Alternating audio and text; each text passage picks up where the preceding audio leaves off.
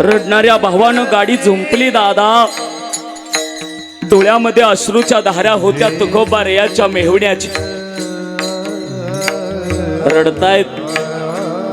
ए तायडे, घरी गेल्यावरती बाबा विचारतील कसं चाललं माझ्या पोरीच, काय उत्तर देऊ सांग ना ग.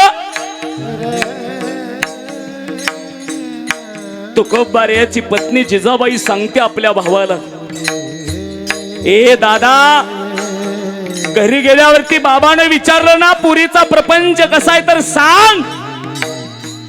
भले पुरीला खायला अन्न मिळत नसेल, नेसायला अंगावरती वस्त्र मिळत नसेल, पायामध्ये घालायला चप्पल मिळत नसेल,